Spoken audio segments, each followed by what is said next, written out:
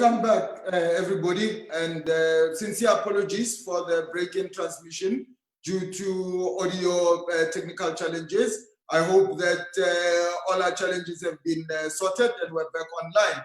So I'm going to literally start from the beginning and introduce and welcome our panelists for today.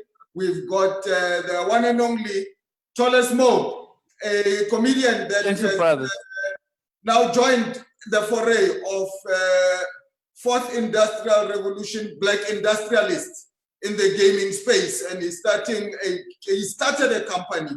He started a network of training youngsters to become the animators of the future. He's going to be telling us a lot about what he's doing and why he's doing it, and why it's important for youngsters to be part of this new path in your careers if you are a content creator. We've also got Isabel Rock, who has headed up the Animation SA, has been part of initiatives at Tsimologo, and is a passionate trainer and facilitator of skills in this animation business, as well as Isaac Crooked Chokwe, who's done a lot of work animating and working in design in film and television. Welcome to all of you, dear panelists. Thank you very much, Ntate Lebone. Thank you very much for having us. It's a very exciting moment. Thank you very much. Thank you. So I'm just going to thank the partners that are the hosts of this webinar, the GFC, the NFVF, the Film Publications Board, and the Department of Arts and Culture, Sports and Recreation, who are hosting these sessions during a very difficult time. We are celebrating Youth Month. We are celebrating June 16 in the midst of something that we've never had to go through before, the coronavirus, COVID. And we are really trying to take this as seriously as possible, social distance, stay safe, but at the same time, think about all of the artists that have not been able to generate any income during this period. And as part of the initiatives that the Department of Arts and Culture has developed, there is a relief fund that has been launched, and we encourage you to go and visit the GFC, the NFVF, and Arts and Culture social media platforms to get information about where to apply for COVID-19 relief funding. And with all of the formalities then being done, I'm going to go straight to you, Mr. Tholes Mo. Tell us, young man, what made you decide you are not going to focus on comedy? What made you realize that you are a young content creator that has seen opportunities in this space that's called interactive and 3D technology usage in this fourth industrial revolution, and you decided to focus on gaming, sir? Tell us what you are doing and why it is relevant in the fourth industrial revolution to be doing what you're doing. Thank you very much for that, Ntate Lebone. You know, the first and foremost, I did stand-up comedy for around about 15 years of my life.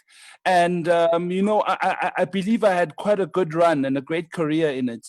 And one thing that was always ringing in my mind is what I'm truly passionate about, not what I'm how can I say, not what I'm easily accustomed to, you know, something that you're passionate about, something that I felt like would give me a challenge, and at the same time, something that I knew I would enjoy. So I've always been involved in gaming. Gaming was one thing that I always thought that would be the future, you know, and in South Africa, you know, because of it being such an expensive sport or hobby to participate in, it becomes very difficult for a strong and growing Black community within the esports space. So that inspiration or that kind of was my mission to solve, you know. Right now, what I've done with the world of esports is so amazing in South Africa. First and foremost, I've formed the UNISA Esports and Robotics Federation, which is, you know, responsible for the legislation and regulation of esports in South Africa. And secondly, is also creating great collaborations with the Department of Education, so we can also, how can I say, bring about a change in the curriculum for basic education to add in a fourth industrial revolution based subjects. And also to inspire the kids to change their mindsets and know that you can't be going into an industry that will be robotified or that will be replaced by artificial technology. So yeah, that is my passion. So I call myself a fourth industrial revolutionist. Aha, my brother. And I'm going to come back and ask a lot of detail, but for now, I'm going to ask to go to Sister Isabel. You have a passion for specifically training, and you specifically want to see people who are current content creators using this opportunity to gain new skills. I'm going to just give a couple of stats to say that they say that globally, jobs that require real-time and interactive 3D skills are growing 601% faster than the job market overall, right? They say that AV and VR engineering is now the fastest growing job area, that it is growing at 1,400% faster than any other engineering role. How do we prepare our youth who are at the moment going into film schools, learning the same thing that we've been learning for the last 15 years, to be ready to be able to take up these new opportunities in VFX, in animation, in video gaming, in artificial intelligence? Tolesmol mentioned robotics, in cinematic rendering, in 3D printing, across all of the digital platforms. The skills that we have today, are we on the wave? Have we missed the wave? What do we need to do as a country to make sure that we have 100 more Tolesmos?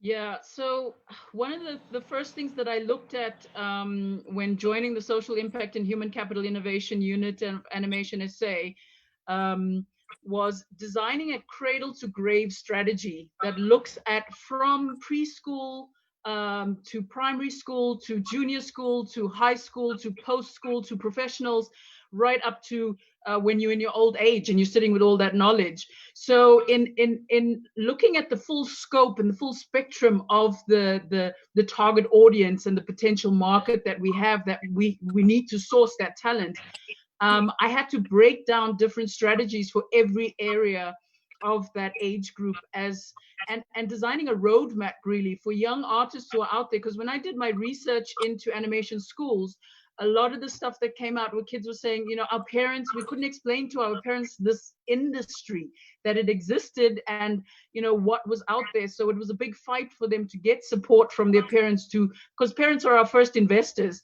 And so kids need to be empowered with knowledge, first and foremost, to convince their parents that, yes, they'll get a job, especially Black kids, that they will, this industry can employ them and that there's work for them. So we then started looking at how do we start to communicate that.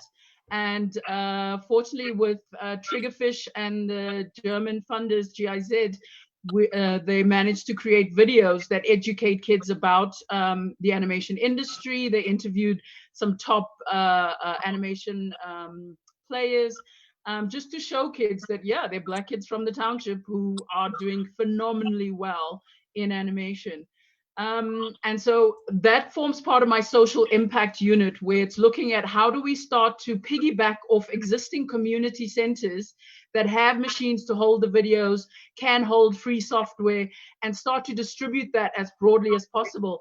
And I'm actually hoping to engage with the Gauteng Film Commission on, I believe they're working on the libraries program of ensuring that audiovisual content and so forth is within the library. So piggybacking on existing infrastructure to get the word out there to young kids, to encourage them to first and foremost be empowered to make an argument for the arts, that yes, this is an industry worth coming into. So once they come into it, it's then ensuring that the bursary process is managed better, making sure that the school system, because there's a lot of issues within the animation schools that need to be addressed. One of them is selection criteria. You know, a lot of kids are being selected when they do not have the skills or abilities. They're getting selected because they can pay fees. And that's a big disadvantage for those kids, for those parents who are paying for that. And this kid is just never going to be employable. So these are all things that as Animation SA, we have to address. The fact that there's no professional courses, no professional training in this industry. So how do you move from a junior animator to being a senior animator? It's just years of experience in our industry. But in other parts of the world, you can take the various courses and move on to those different things. So these are part of the things we're discussing with the Department of Arts and Culture, in looking at how do we start to revive those TVET colleges and put in some of these really important training programs, professionals programs and so forth, incorporating gaming, animation, VR. So yeah, the proposal has been submitted to them. Of course, COVID put everything on hold, so that's on hold. And then when looking at sort of the BE SMMEs, who are very much my focus under the transformation unit, is looking at what's the most important intervention that would help empower them to getting into production. So I created a proposal and strategy called The Road to Broadcast, because that's the bottom line, is if they're not doing long form TV series, then they're basically just doing commercials and stuff to pay the bills. But most have lots of projects on the shelf that they do not know how to get into broadcast. So the strategy looks at developing that and getting them on that road. So yeah, we have various interventions that we're addressing. Just to intervene, and I think that you're really talking on a very important point there, because for me, access to information about training, you see, there's other barriers to entry you spoke about, like cost, right? Like our parents not knowing that there's opportunities, like even the teachers in the schools not directing kids towards these particular careers, right? But I wanted to ask you just in terms of what is your assessment of the demand at the moment, right? What would you say is the demand for people today in South Africa with 3D and interactive technology creation skills for the cultural industry? How would you give numbers to that demand? There's a huge demand. I mean, when I started engaging, when I came back into the industry, what is it, 3 or 4 years now, there was a 30,000 shortage of animators worldwide. That number is phenomenal now. 30,000 shortage of animators worldwide. That was about 4 years ago. So you can imagine where it is now with the fourth industrial revolution and all the impact and changes that's taken place. The impact of COVID, for one, has transformed that, because now with the film industry trying to figure out how does it do social distancing and safe recording, we can build all the sets. You no longer need a hotel. We can literally build that hotel. Every picture, every set, every prop can now be built. And once it's built, it never has to be done again. You can rent that hotel from an online platform and use it in any film that you want. So there in itself is a huge opportunity for job creation of just young kids building models and sets and props for the film industry. Let me do this, Isabel, and bring in Isaac on exactly that point, but do it this way. Isaac, my brother, yesterday I was having a discussion with a young man, and this young man's primary career is that he works in architecture, and he uses a platform called Unity. And when somebody is looking to build a new hotel or to build a new mall, or if you're looking to build your new big house there, right? He literally makes you walk through the space and, feel the space, the volume of the space before you're actually able to move into the space. And I was saying to this young man, Brother, we need you in my space, because what you've got is that you've got the technical skills to create all of these environments. I work with a lot of creatives who are able to build story, but they do not necessarily have the technical skills to be able to now use this technology. You, Isaac, my brother, have been able to, in a very short space of time, use technology to be able to generate a lot of content, both for film and for television. Are you able to just tell us of some of the successes that you've had and some of the challenges that you've had in growing your animation business? Can you hear me, Isaac?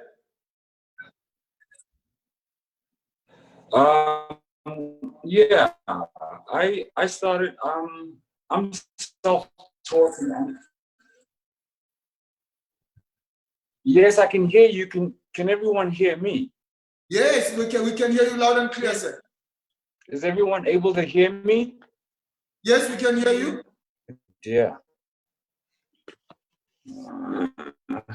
What's happening? Isaac, we can hear you. You're live. Libon. Yes, sir. We can hear you. You're Oh, live. brilliant. Oh, yeah. So, my animation journey, I'm self-taught. I kind of took seriously on. Yes, I'm speaking. Are you not hearing me? Yes, I'm saying. Yes, I am. Are you listening to me, sir? Can you hear me? Yes, yes, continue, Isaac. Hello, hello, hello. Isaac, we can hear you, sir. Hello, hello, hello. Okay, I think Isaac, Osmic, I'm going to ask you maybe to just sort out Isaac's audio while we continue on this side with the two other panelists. If I was to put this question to you, Mongezi said, there was a question around the narrative of African cinema, the narrative of the African industry across this new content creation opportunity. What kind of games are you creating? What kind of content are you looking to create, taking into consideration the challenge of creating an alternative narrative with the content that you're producing? Thank you very much, Libone, for asking me that question. You know, we are in a very exciting time right now because we are currently in development of a game called Shaka Zulu and the Pride. It's specifically designed on Unreal Engine 5. It's going to be for PlayStation 5. And we are currently, you know, working hand in hand with the Credo Mutua Foundation and the Zulu Traditional Council as well to get, you know, proper information as to what is African mythology, what is the Zulu mythology, and really, you know, create a universe for kids to fall in love with, you know, and create superheroes that are based on our African heroes, that are based on our African mythology, that are based on our African folklore, you know, and what's so amazing about this is that, you know, we have a couple of stakeholders that have decided to jump on to help with the development of this project because, you know, the crazy thing is about developing a game, it's very, very expensive. I mean, if you look at the creation of the game Red Dead Redemption 2, it was over $224 million to create, over 6 different animation and gaming development companies, you know. So right now, I feel so privileged and so blessed to be in a position whereby, you know, we are getting support, we are getting big stakeholders to to participate and help us making this dream a reality. So what we want to say is that we're also inspiring a lot of young kids to also come up with their own gaming content, and also, you know, start learning for themselves as to on YouTube and on different platforms on how to do game creation and how to create storyboards and how to, you know, come up with wonderful ideas that you can get other people to create for you if you don't have the technological skills, you know. The most important. I want to ask you a very basic question, right? So you know, certain things very for granted, right? What is Unreal Engine? Like I hear you, like if I was sitting as a layman right now, what is Unreal Engine? Explain to me what is Unreal Engine. Basically, Unreal Engine is a development kit and software program that you can use to create animation, to create games. It's the same thing as Unity. You can use Unity as well to create games. But the only backfall is that, you know, for example, in South Africa, we had a game called Bootfighter, which was made by New Reality, and they pushed it up to 150,000 downloads on, and they used Unity as that platform. But once you reach that 150,000 downloads, you have to then strike a deal with Unity, and it doesn't always sit well on your side because they end up owning more of the IP of the product, or unless you buy the software, which is even more expensive. So what I can say is that in terms of what is Unreal is basically a software. Yeah, it's a software on iOS that you use.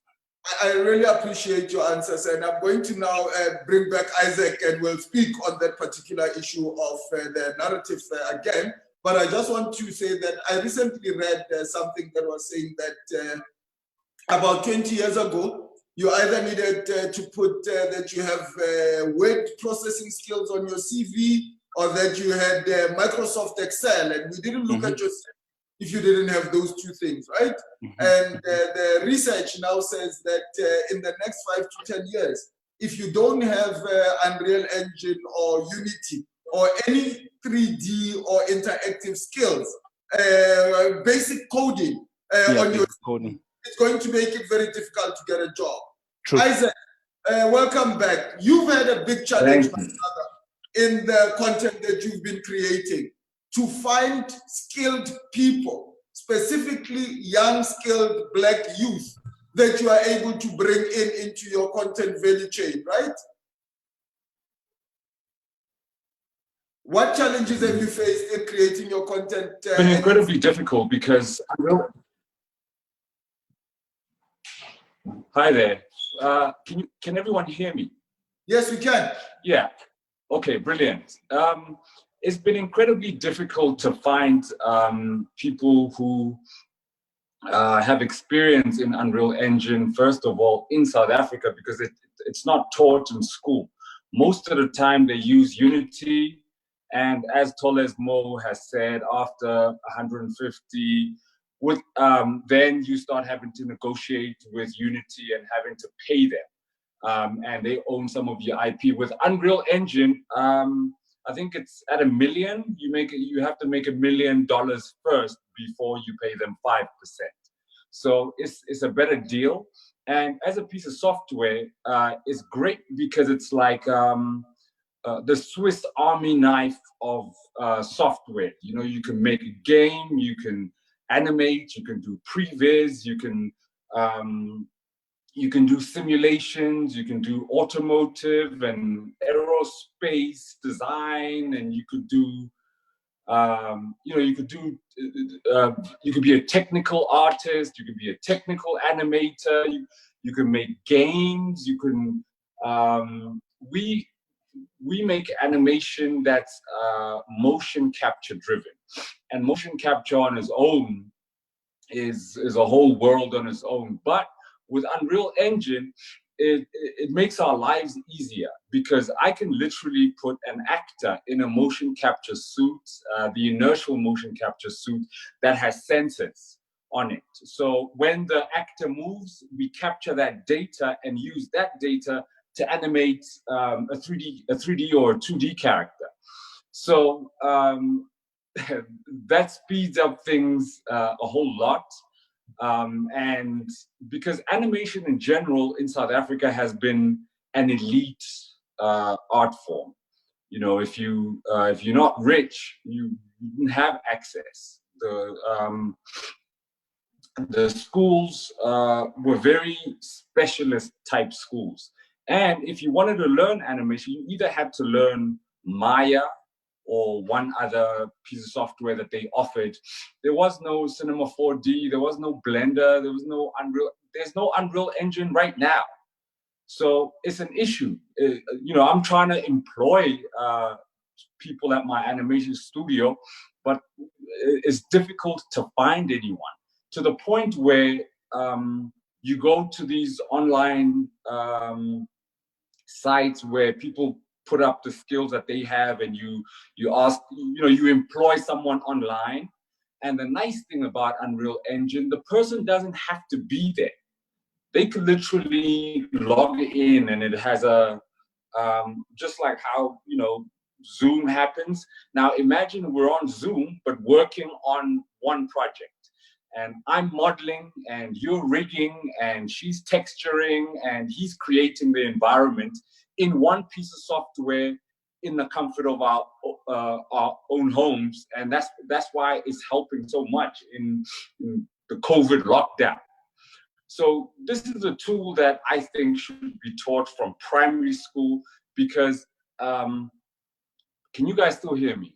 Yes, you know, I want to intervene and come in and say, I'd like you to speak about something else, Mokukut, but just after I give Isabel a chance, right? And I'd like you to speak about what companies like Quixel have just done to revolutionize the space that you're working in terms of creating photoreal immersion into your animated space and really merging live action and animation. But you spoke specifically about a demand for skills, right? And Unreal Engine is for free. You can learn Unreal Engine, the basic. It's for free. It's for free until you make $1 million. Then you pay 5%. Okay, wait, you see what it's for free to use. I'm talking about the most basic of basic. Oh, yes, to use it's free. Yes. For Zone 7, and he's hearing us speak about Unreal Engine. And he's saying, where do I learn this tool that I am being told is going to be the Microsoft Word or Excel of tomorrow? The principle is that if you are able to access the internet to serve whatever, you are able to access free online lessons as a beginner all the way to advanced lessons in Unreal Engine and in Unity. So the issue of saying, Isabel, I'm trying to bring you in here. The issue of saying we need to create access to training is what has become very important, and I think was the core of our discussion in terms of human capital development and the barriers to developing that human capital. You wanted to say something about that? Yeah, I was just thinking back on, you know, when I was doing the selection for our interns, and, you know, from my first experience many years ago of starting an internship, when I look back, the most successful component of that was selection criteria, because if you select them correctly, it's an easy process of getting them to really good quality animators in a short space of time. So when I was designing my global cradle to grave strategy, internships was the first place where I looked at starting, because it addresses an immediate need of people who need skills. And then of course looked at getting mainly focusing on art direction and getting kids who can do the artwork. And so Lucejo Forster became the first trainer of that internship. And so that had us also looking at the issue of Africanization of imagery and animation, which interestingly enough, we couldn't address because he realized that there's a decolonization of imagery we had to deal with first before we could address Africanization of imagery. So there's a lot of work that needs to be done in ensuring that we, just the training on that, of getting kids to how do we start to create, like Mo was saying, with Zulu culture, and what is the imagery? How does that live in animation now? How do we interpret that culture and the various cultures we have in these art forms and mediums? So these are all parts of the training that have to take place. And so it becomes critical that we start getting the support from, DAC and so forth to address this, because every animation studio I know will tell you, we've actually did the research last year, and every single one of them was critical skills and shortage, and they all list the critical skills and shortage that they were experiencing. So yeah, it is a major problem. Isaac and Tolesmo, please feel free to come in on what Isabel is saying.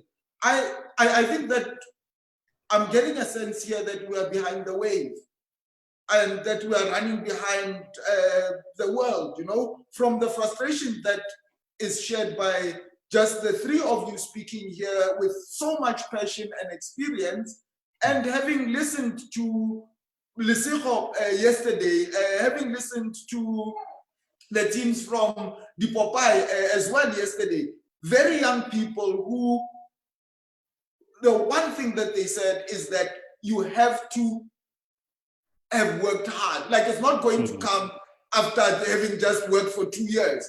They've been at it for 4 or 5 years and trying to learn. But at the point where you are starting out, and I think for me that is the most important, we need to have created policy, we need to have created the institutions, we need to have created the framework for kids to be able to learn about this world from even primary school, as you're saying. Tolesmo, I see one of your little ones walking around. Your children live in this world, sir. Take us there. How do we get our kids to be able to understand? How do we get our government to be able to understand that this is where the future of our industry lies? First and foremost, you know what? I've been engaging with the government so much to kind of create, a simple understanding for the parents to let their children explore the fourth industrial revolution career opportunities. Because the first thing that we had to get rid of is stereotypes. Because immediately a black parent would be like, "It's TV game, Moshi TV. You can't play your video games," or they'll be saying things like, "You can't become a professional, or you can't make money because udlalama game." We have reached out to the Department of Communications, and last year I had the honor to be in Parliament on the 10th of July for the budget vote speech, and we managed to get gaming and esports as a fourth industrial revolution skill set for the CSIR campaign. And at first it was not acknowledged at all, and it's a very white dominated industry, and it's only like that simply because the black community does not have, number one, funds to access consoles and to game online with high speed quality internet. And what we have done with our company is that we're creating this opportunity by fighting at the top level to say, let fourth industrial revolution based subjects be a part of basic education. So what we've done is that we've partnered up with the North American Scholastic Esports Federation, and through the UNISA Esports and Robotics Federation, we are going to be introducing basic 4IR esports skills to kids for free in schools. And it's such an amazing initiative that we also have Dynamic Mandela Agency as well, saying that they want to put the Mandela brand behind this initiative, because it stands for liberation for the black mind. And last but not least on that is that it's important for this fourth industrial revolution that we, the black community, become pioneers in the industry, because right now, as I said, without us pioneering this industry, we're going to be we're going to end up being the consumer, as we are right now. We consume everything. We're the consumers of everything. So I'm very much steadfast on that, and we are making these things available. So it's going to be a very exciting 5 years to come, because we're implementing this as from this year. And Isabel, for you, it has been a journey of working with many youngsters, right? I would like to just, with what Momongezi was just saying,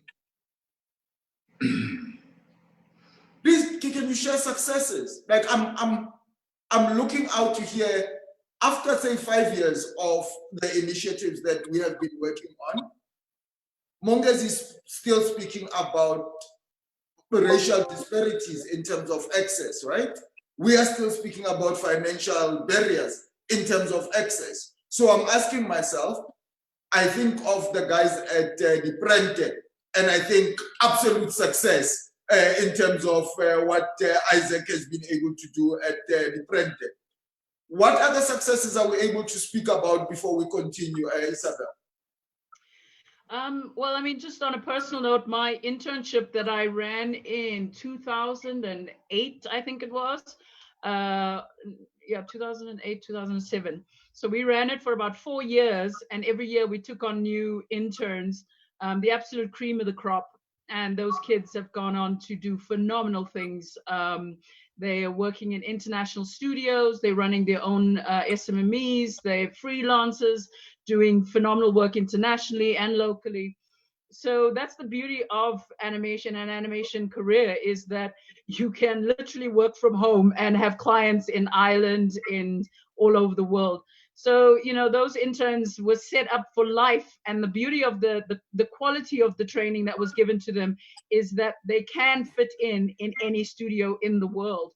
In fact, when they joined Triggerfish's first film, Zambezia, I think it was, they were heads of departments, because nobody had actually been trained and developed to complete a full film. So their internship was on completing a full-on short film from beginning to end, and at very high quality, because it was broadcast. It went on Ster-Kinekor, New Metro, SABC 1, 2.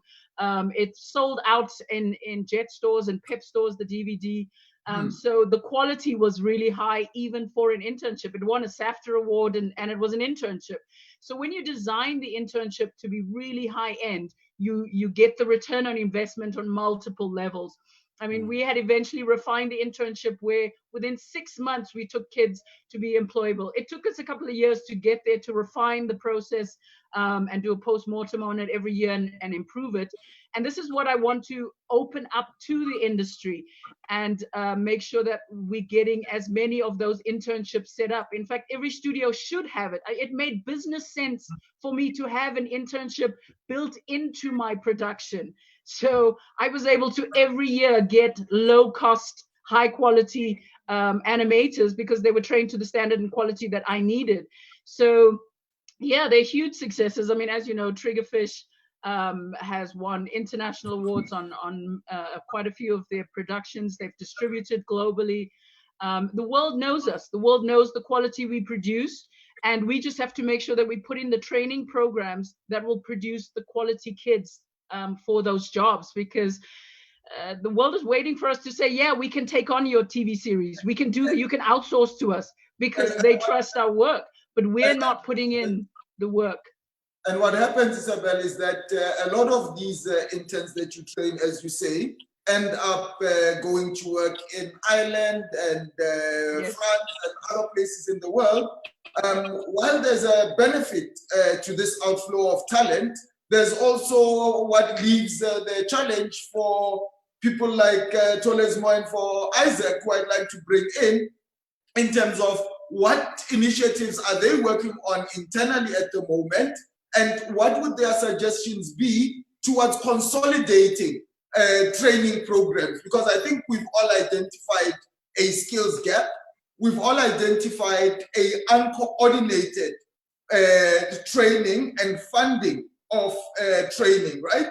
So Yeah. how do we begin working towards that? Any suggestions from you, either as Well, I think that the training has to also start at the top. when I started producing the 3D animated series that we're doing at the SABC, no one knew what a motion capture suit was. So now we've been commissioned by people who don't know what we're doing. They don't understand the language. They don't even understand that the pipeline completely has changed. When you are in pre-production and you're talking about pre-viz and post-viz, it's confusing to people that are giving you money. And if they don't understand what you're doing, they're not going to understand how much you need. Right now, we're doing a 130-part series for next to nothing. It's literally, Isabel knows. There was a group from the SABC that went on a fact-finding mission, and they went to Isabel's company to find out whether or not we know what we're doing, or whether or not, and what the language means.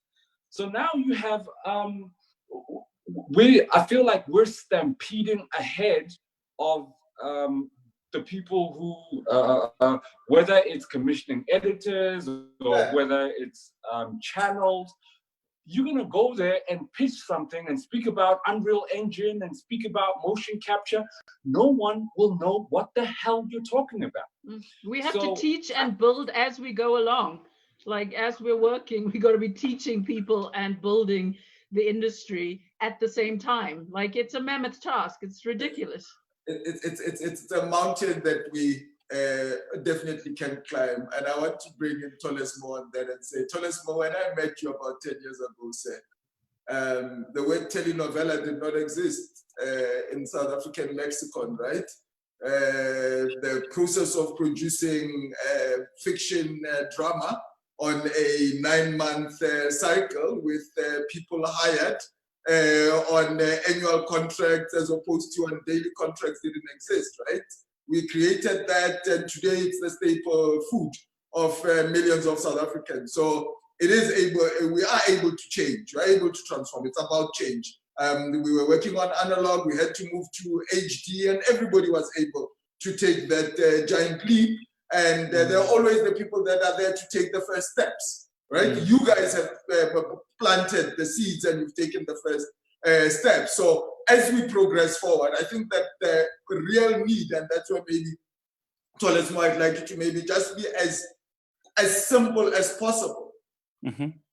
How do you generate interest from the youngest to the oldest and inform them in the same way that Isaac was saying that you need to educate people at the top, and you were saying that you even need to educate from the bottom. If you were sitting here and you were speaking to the Natim Tetwa and you were speaking to the Minister of Communications, who are really our hosts for this session, and who I was part of a summit that developed policy. We developed programs to say, this is what we need to do. The gap is there in implementation. How do you think that we should work towards coming up with solutions? You know what you first have to make them do? You first have to enlighten them of how much the industry is worth, right? That somehow creates a spark and an interest as to what is going on there. First and foremostly in the world, from what when I was looking at the stats, 2018 to 2019, there was an income generation of around about $625 billion for gaming, and that was a total GP of gaming around the world. And within that GP, we looked at what is Africa contributing towards it, and it is only 1%. And we took that 1% and said, let's find who is this 1%. We went into it and came to realize that 1% is, as I said earlier on, your white middle-aged men, your young middle-class kids that can afford to have that internet connection and so forth. You know, so when we kind of understood what is holding us back, You know, what is holding us back? That was the enlightenment point to them, to make them understand that there's a gap in the market. There's no black kids who are making that money. You know, last year, Big Five won 500,000 to 750,000 rand at the Telkom VS Gaming Championship. And when I went there, it was only a white audience. There is no audience for black kids because they, as I said, can't afford it. So if I were to speak to Nathi Mthethwa, I'd say that, you know, that in Tembisa, in Soweto, in the townships of Gugulethu, you could find the next South African esports professional. He just doesn't know it yet. That person has not been given the opportunity yet. Maradona, Pele, all the great soccer players or all the great athletes, they were not found in Dainfern or in the wonderful streets of Fourways. You know, they were found in areas where people want to persevere, where people aspire, where people want to change, where people want to make something for themselves, you know? And that's where we really have to put gaming. That's where we have to say we need a transformation of the sport, you know, as they did the same in rugby, where we have Sia Kolisi, who was the black captain of the South African sports team. In esports, we do have Protea colors for esports, and that esport team is entirely white. You understand? Now, how do we say that? How do we get a Sia Kolisi to be the captain of the South African Esport Protea team? How do we get Amanda to be a senior player within and earn Protea stripes? And when you have Protea colors, it comes with multiple benefits. They pay for your fees, you get a salary, you live nice, you have space for endorsements, you know, you travel the world, you get to challenge people from all over the world. So these kids are not given that opportunity. So what I'm saying to Nathi Mthethwa, to the MEC, is that understand that there has to be a transformation of the sport. There has to be a transformation of the industry. And the only way it can transform is if they can overcome the lack of infrastructure and the lack of education behind this whole 4IR. They can't be talking 4IR, we are building an army, but only focus on working with the Chinese. They need to focus on creating skills within the black community so that we can do what the Chinese are doing as well. So I think I'm very much passionate when it comes to you asking me that question, that the ministers would need to understand just the basic fact of the matter, that we are not making any money from this multi-billion-dollar industry. I think we have a lot of work to do. Another thing is that I don't want us to mislead people and convince the kids that this is an inexpensive exercise. It's incredibly expensive. Even if Unreal Engine is free, the computer that you're running the engine on needs to have a graphics card, because Unreal Engine is real time, so you need a real-time graphics card. How much is it?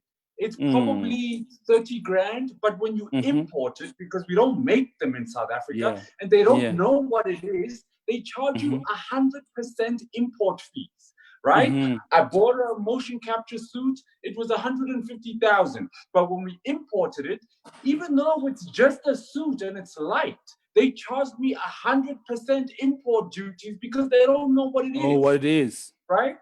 So now everything becomes doubly more expensive for us because, you know, we're dealing with people who go, who in log? Yeah. Oh, I'd like to add on to that, Isaac. That's very much true.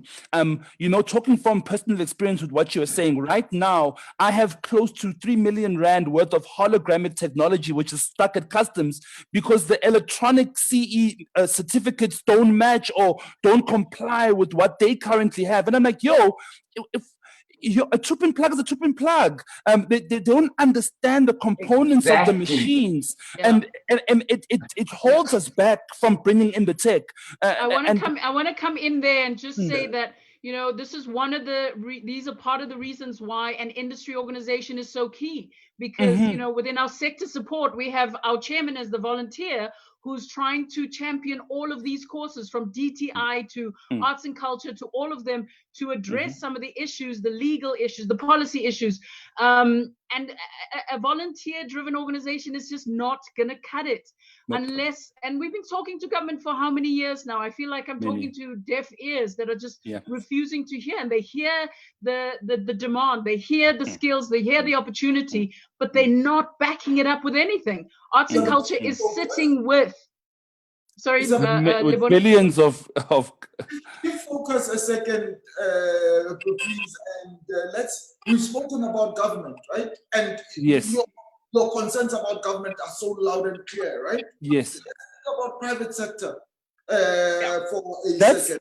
That's where it is. You know what I've come to realize is that the private sector and the international investor moves much more faster in investing into young Black up and coming and emerging companies than our local government itself, even though they have budgets and they announce these budgets every single year saying that they've got billions and billions on end for people to create businesses from, you know. So what we are now seeing is that, for example, with us, we are being funded by a Swedish company, you know, and that Swedish company has now even bought real estate in Sandton, where we're opening up the first esports African arena, you know, and that is the kind of investment that we were looking for from local Black investors. But the local Black investor, as Dopey was saying, they don't understand what it is. So if I go to Reggie, for example, and I ask him to help me to apply at IDC to get 500 million rand to open up the first Fourth Industrial Revolution simulation store, he can't fund me in that, because it's like as you were saying. So they are aware of what the Fourth Industrial Revolution is, but then they don't understand how to implement it practically, you know. But and the only way they can do that is through consultation. They should consult with people that are already in the industry, who are trying to make means of what we have, you know, to kind of put South Africa in the map in terms of 4IR. You know, so I can fully agree with Isabel and Isaac when we say that we don't necessarily have to look at government only, but let's look at the corporate market. They are interested in investing into your 4IR ideas. Let's look at the international investor as well. They are interested in doing so. Yeah.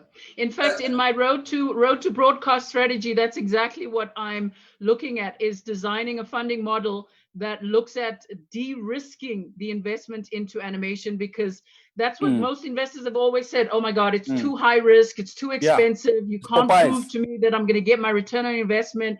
So, you know, also, what are the various ways that we can make this de-risk it as much as possible? Yes. Because the investors they know that the opportunity is there. Yeah. We've just got to fix the problems in the industry to make sure that we can meet those skills at that quality level, so that we can produce that the excellent work that we have. I mean, can you imagine? Wait till Credo Mutua's and Double My Children is animated. Ben Okri, like, his stories are amazing. Studied in Ivy League schools around the world that are already brands that when we animate them, they're gonna blow up. It's like a no-brainer. So it frustrates me that we're sitting where we are when the opportunity's there. Isaac, just 1 second, and I want to come through you by doing this, right? So I interacted with Isaac, and I walked out of the meeting with Isaac, and I said, I'm working on this drama project, and what you have just done for me is that I'm not young anymore, but you have just given me the confidence to believe in my dreams, to believe that this thing that I'm imagining, that is animated, that is not real world, can actually be done. So you gave a young Black man the confidence to say, well, you're not just dreaming, this can be doable. There's technology to be able to do this. It applies across the board, that confidence that you give to young practitioners is required for people that don't even know the opportunities in this space. They don't know about the different specialization areas, what we're working on. So at the moment, we've been speaking, and we are speaking very generic about the career opportunities, right? Yeah. So I'm going to ask, as we move into the last 30 minutes of our discussion, and we even bring in some of the people that are asking questions on the social media platforms, to try and be very specific, you know? Yes. What are these career opportunities that we're speaking about? And what are these specific solutions? We've touched on them at a very micro, at a very macro level. So I think let's zoom into a little bit of detail. Isaac, you start off and then Tolesmo can come in. Thank you. Okay, I spoke about motion capture. Motion capture is used in the medical field, say gait analysis, if you hurt your leg or you're trying to figure out how to walk again, they use motion capture. It's used for robotics. It's used for computer vision in robotics. It's used for animation. It's used in sport now. So all the top athletes are wearing motion capture suits and doing the thing so that when they come back, they can analyze exactly where it is that they can improve their performances. You know, I was watching all the different Olympic teams around the world. Do they practice sessions? They're all wearing motion capture suits. So we're not wearing any motion capture suits, so they have an advantage over us. You know, so whether it's soccer or rugby or mountain climbing or whatever sport it is. So just with one. Say again. No, I was just saying that they have all of the data, and therefore it gives them competitive advantage because they are adopting technology faster than we are. True. Exactly. Yeah. So what's disappointing though is that I can't just get on a call and be like, oh, SA athletes, whatever, I've got a bunch of motion capture suits that can help you guys out. Yes. Because what I'm going to get back is, what the hell are you talking about? What is a motion capture suit? Why do we need it?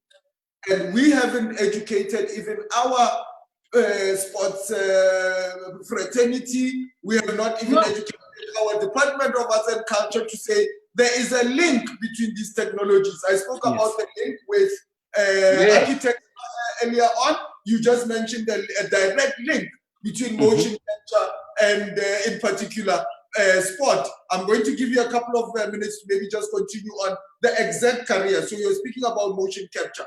There's a kid that says, hey, thrower, right? And between being a badass drawer, artist, to fully animating, there's a process that you go through. But you have a demand for people that have different drawing skills. Speak a little bit about that. Well, look, like I said before, you see, with a game engine, right? If you learn the one piece of software, I don't care which one it is. I use Unreal Engine, other people use Unity, other people use GIMP. It doesn't matter. If you're learning a piece of software, you're learning a bunch of skills at the same time. So yes, I'm using it for animation, but I understand VR now. I understand AR. I understand augmented reality now. Yes, I'm using it for making a TV show, but now my business is changing because I can cater for sports, I can cater for engineering, I can cater for robotics, I can cater for the medical field. So suddenly, my little animation studio isn't only an animation studio just from one piece of software. The opportunities are endless. Massive. Details of the careers on your side of the field. Thank you very much, Isaac. The details of the exact careers that you've spoken about, the people that you need, the names. Like right now, the guy that is a gaffer on a set, he's a 22-year-old, right? And he's proud to be a gaffer, but he wants to pivot his career and come into this. What are the opportunities?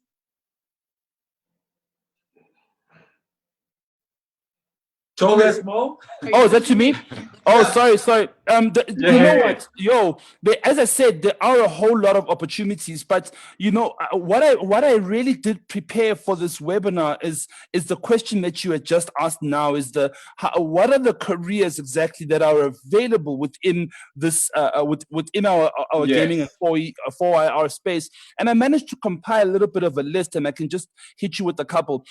For example, in the world of esports and gaming, you could be a professional player, you could be a commentator, you can be an analyst and a coach, you can be a team manager or an owner of a team, you can be a content creator, a journalist, you can be a tournament administrator or a referee, you can be a marketing and PR executive, you can be a social media manager, you can be a sales and partnerships manager, you can be an agent, you can be a production and broadcasting, you can be in legal, you can be in finance, and you can be in the event a part of gaming. So there are a whole lot of careers, and it's not like we are reinventing the wheel. You can take what you are studying now, but change the focus and put it onto 4IR. You understand? So if you are going to be, for example, studying law, there's nothing wrong with studying law, even though you will be replaced by artificial intelligence. But if you are doing law within esports or doing regulations and legislation behind the trading of esports players from country to country, that is a different kind of legal set that you want to put your mind into. And when you look at the amount of careers based on the entertainment side of gaming, there's multiple. What we need to do is also create gaming celebrities as well. There's people like, for example, Ninja, who is one of the biggest Fortnite players, and he's celebrated by so many people around the world, and they enjoy watching him play the game, So in South Africa, we do have that space. We do have those characters who are in love with gaming, who want to do this thing, and maybe might not understand, how do I start? How do I get into this into this career? I'm letting them know that there is multiple different types of careers that are available. So all you need to do, just reach out to us at the UNISA Esports and Robotics Federation. We are more than willing to assist, to give you career guidelines and so forth, and even refer you to institutions that are providing fourth industrial revolution based education curriculums. Thank you very much, Tolesmo. Okay, may I just add 2 cents? With Unreal Engine, you can become a simulation specialist, meaning you develop the virtual worlds. You can become an automotive and aerospace visualization specialist. Pretty straightforward. Technical artist, you specialize in creating the optimal pipeline and optimization tools. You can be a technical animator. You rig characters and creatures, and even mechanical objects. You can be a previs artist, and you create pre-visualizations and animatic during pre-production. So I really appreciate this because, even though we're focusing right now, for example, Mo, you're focusing on gaming, and Isaac, you're focusing specifically around animation in that space, right? I just want to read you something that says that the demand for 3D graphic skills is concentrated in these 5 main areas. In construction and architecture. That's the first one that I even spoke about earlier, right? Yes. Architectural visualization. Right now is around design and media. The third one is in engineering. You can imagine, for example, then it says information technology, manufacturing and production. There's a guy that designs training manuals for the guys that drive the trucks, the big trucks in the mines, right? They need somebody that is going to design that game so that it is simulated training before they actually go and drive that 30 million rand machine out there. So there's jobs across the scope in terms of what you are able to learn in terms of interactive and 3D skills. Isabel, definitely. On your side, the details around the careers, and then I'd like to bring in, after your response, some of the questions from Facebook, Twitter, and YouTube. Okay. Anything from your side, Isabel, specifically around the I mean, just in individual terms career of animation, paths? one of the big areas that is always overlooked is motion graphics. It's a massive employer. It's simple animation, basic stuff, just basic movements. And these kids get employed in corporates. They do the graphics for corporates, does opening sequences and so forth for film industry. So motion graphics is a big area as well. And then within 3D animation, you're looking at modelers, riggers, compositors, art director, producers, lighting and texture. Interestingly enough, when my internship, we took photographers and trained them to be lighting and texturing experts, and they did phenomenally well. So it's also looking at what are the specific skills that you can link, you can pivot from one career into animation. So that's something. It's so amazing. Our new website soon. Sorry, someone talking? Sorry, I'm saying it's so amazing how then all of these careers that you're speaking of, even the ones that Isaac are speaking of and the ones I'm mentioning, all kind of interlink, but then they exist in so many different worlds of 4IR. Sorry, please continue with your website, yeah? Yeah, so animationsa.org is always been there, but we've through the funding from GIZ, we're able to like put some meat and bones onto it and make it more interactive and useful for the industry. So it's going to have things where you can upload, whether you're a graduate student, if you're unemployed or employed, to make sourcing for talent a lot more easier, to access people's LinkedIn profiles, their show reels and so forth. Like so a that Fiverr. It becomes a lot Is it like more a Fiverr kind interactive of with thing? the industry. Is it like a Fiverr kind of platform? Sort of, yeah. So that will be launching in the next couple of months. We're almost done with it. There's going to be a lot of cool features that's going to be on it, and it's going to just be more beneficial to the industry. I just want to bring in some of the viewers. Isabel, the point that you're speaking to right now about the creation of a information point, right? A cumulated information point. I think that is one of the big recommendations that are coming out of this session and that I'd like us to take forward to our partners. The reason why they are hosting these sessions is really so that we learn from each other and we are able to come up with recommendations. So I'd really like us to take this recommendation to continue with this discussion and to advise them further on this, because the kind of comments that you are getting, for example, from our viewers here, they speak to some of the things that we're speaking to, things like, for example, there's someone here that says, where do I get training in about what you're speaking about in the township? Right? That's such a simple and straightforward question, but I do not necessarily have immediate answer. So how do we begin tackling those issues of access? Isaac, you want to come in there? Yes, when it comes to training for Unreal Engine, it's pretty straightforward. You go to epicgames.com and they have a learn tab there, and they have a very good, they have fantastic materials to get you from beginner to advanced, and where you can kind of gauge where you are, with feedback as well. So epicgames.com, they are the creators of Unreal Engine, and they are the ones that also bought Twinmotion. Twinmotion you use for architectural visualization. They've also bought the other company that does the performance capture. It eludes me for the moment, but all the stuff, all the training material you need is there. epicgames.com. Yeah. Go to the Blender learning tab as well. Blender, it's free. Blender is free, and Blender comes with Eevee now, which is a real-time engine. Blender is brilliant if you want to learn a 3D software that's free and that does everything. And then when it comes to the basics of coding and robotics, you can use Arduino packs, and you can also, with coding, use a website called Code HQ. It's a very nice and simple basic education, and you also come out with a certificate when you're done with the online courses. So it's free and available. Code HQ. I started. I don't know how to code, so I started learning. I'm learning a language called Python. you know, it's easy for an idiot like me.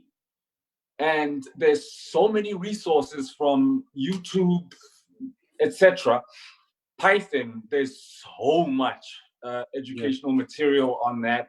And someone who's never coded, who doesn't really understand what's going on, they really helping out with that one. So I recommend Python. Apparently there are all kinds of other languages, but this one here works for me. I'm going to ask, as we begin wrapping up, and I think some of the questions are more comments than questions on the social media, but I'm going to ask Isabel, the GFC platforms at the moment as a source of information, the NFVF platforms, how do we assess what we've got at the moment? We've spent the last hour and a half identifying a need to create access to information, the most basic of information. I'll give you like a very basic example. I am part of a group of artists, and those artists are from musicians, all kinds of performers who have created YouTube channels. Do you understand that there's a need to even train somebody on how to create a YouTube channel? Yes. How to monetize that YouTube channel. This person can sing their hearts out. They can write the most beautiful poetry. They've got the most beautiful content that they're creating. But there's a need for the most basic of training across multiple levels, from the kids in the schools, the practitioners at the moment who need to change their career paths, the broadcasters themselves, the commissioners, as Isaac said, as well as then the decision makers, policy at government and in private sector. What we're doing is not new. How do we gain traction from these kinds of initiatives? Where do we take these discussions forward? I think that's, for me, the last part of this discussion, before we then talk about what would be the last part of this discussion that the GFC wanted to speak about. How did you cope in your industry during COVID as the last part of this discussion? So if you just wrap up our recommendations and then we segue into your experiences during COVID and how you think that it has shaped the way that we will work. I think my battery's gonna die, and so I might disappear before you guys are done. So maybe you answer us quickly then, Isaac, and then we can let you go. How has COVID affected you, and what would be your final recommendations to our stakeholders going forward? Okay, the stakeholder one, we need an animation and CG gaming white paper in South Africa.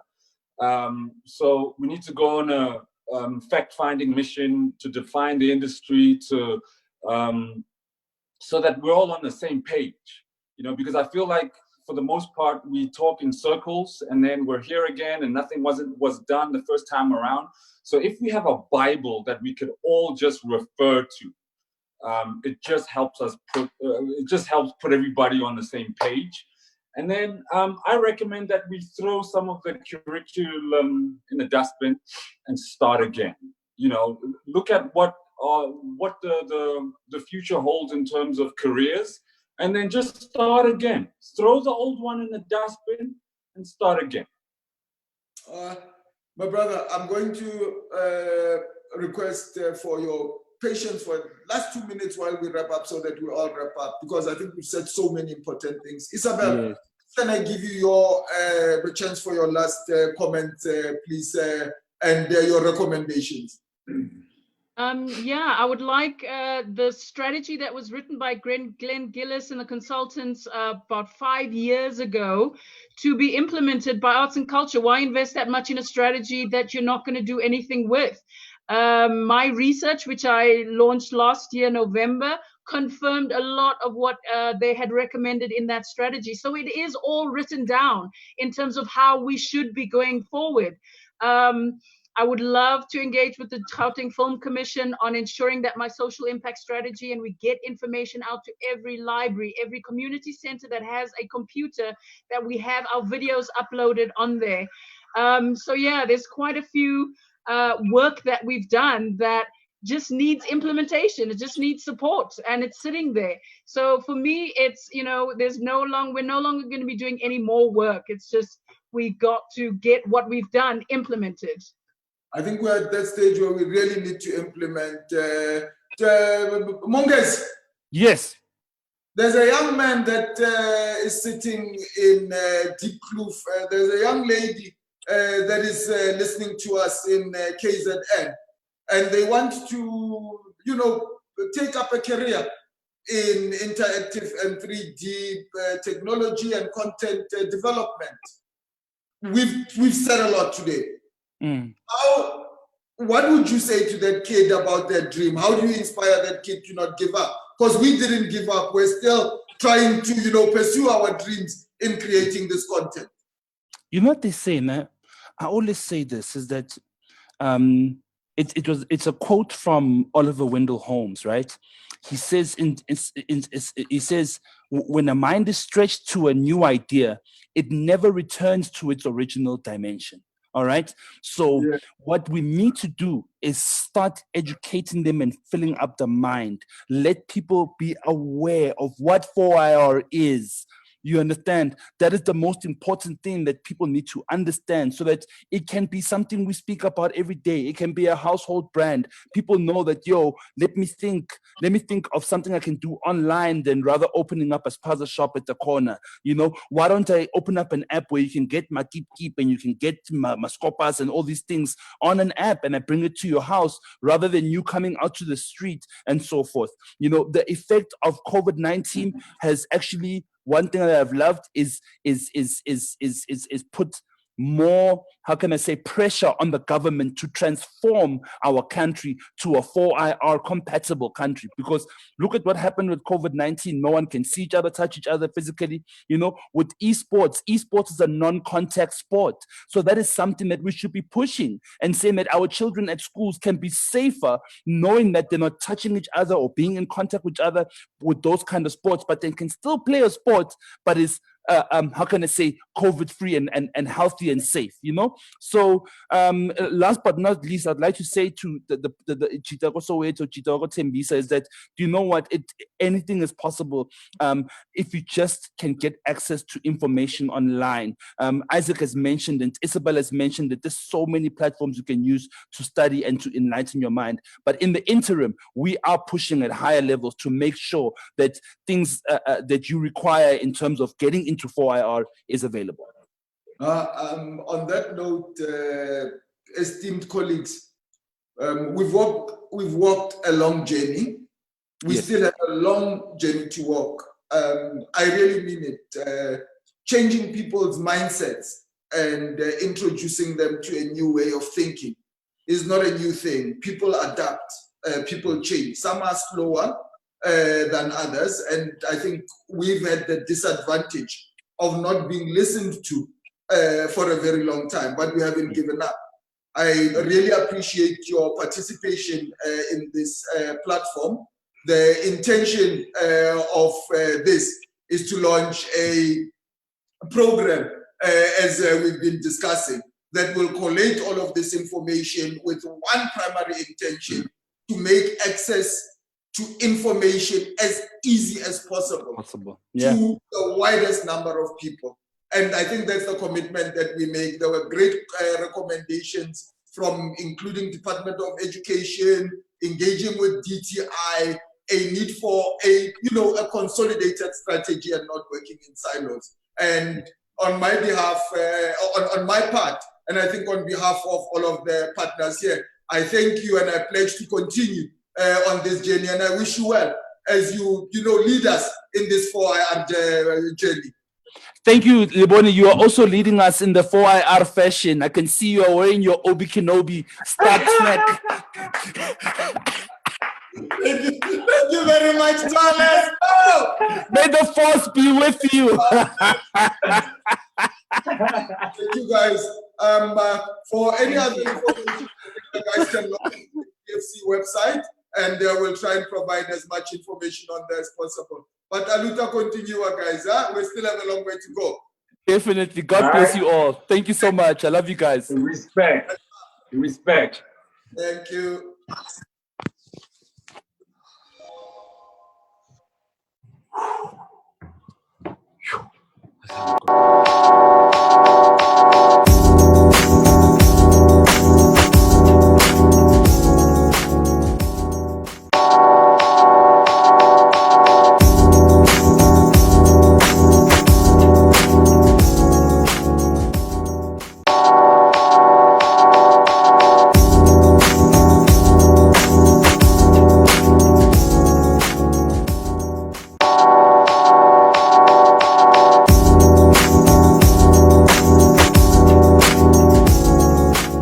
Gauteng province has created a relief for the benefit of individuals within the sports and arts sector.